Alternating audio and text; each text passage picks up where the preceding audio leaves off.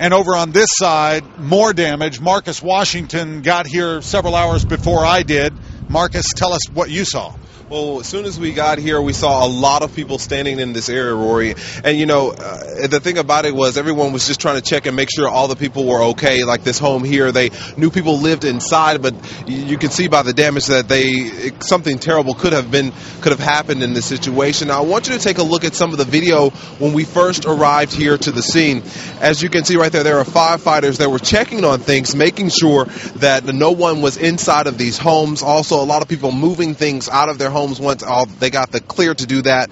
A lot of people coming to their homes, finding it in a state that no one would ever want to come home to. A lot of neighbors coming by, taking pictures, and it's just, hard for a lot of people to deal with this situation. And, back out here live where you can see, a lot of the damage is still going on. You can see on top of the roof, you can see the tarp.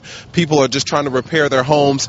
And take a look at this car in the yard, if you can, for me, just for a second. You can see right there, that Lexus right there in the car is actually belonged in the home next door, rolled over into that yard. And I have the owner of that car with me, Mr. J.C. Abbott. He's actually here visiting from Knoxville, his son. Now, Mr. Abbott, can you just kind of tell us what you heard when the storm came through? Well, we've been watching television, and we saw that it was headed this way. So we looked out the back window on the patio, and there was patio furniture out there. And as a matter of fact, it's draped across those poles right yonder now. See that furniture?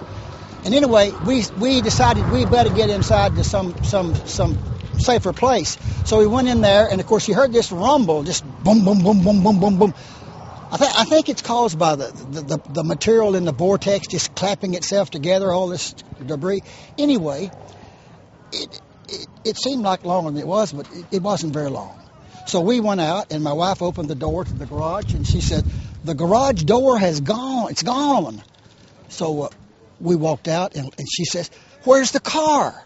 And we looked over there, and the car sitting in the driveway down there, where that other car, that Lexus is, had rolled all the way probably 50 or 60 feet down there to that point you see right there.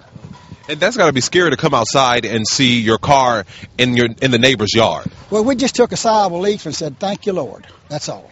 Because it missed us by about, that's his house, the corner, did some little damage, just kind of on the periphery there. But we were only 10 feet from this house being completely destroyed. So we're grateful. We're thankful. Because we could, that house could have been that house or that house or whatever. So just thankful that everyone is okay. We are so thankful. All right, Mr. Abbott, thank you so much for telling us what happened in your experience. And as he said, thankfully no one in this neighborhood was hurt, Rory, and I can tell you that a lot of people have been out here and coming through just to check on their neighbors. Right. And they're saying, thankfully, no one was hurt. And they actually, as soon as the storm hit, they went over to the homes first just to make sure that no one was home. Sure. All right, Marcus, incredible story there to see. Just an incredible amount of damage, but again, as I mentioned earlier, a very specific line, a diagonal path that this tornado cut through the Indian Creek subdivision, moving off to the north and to the east onto the other side of Interstate 24.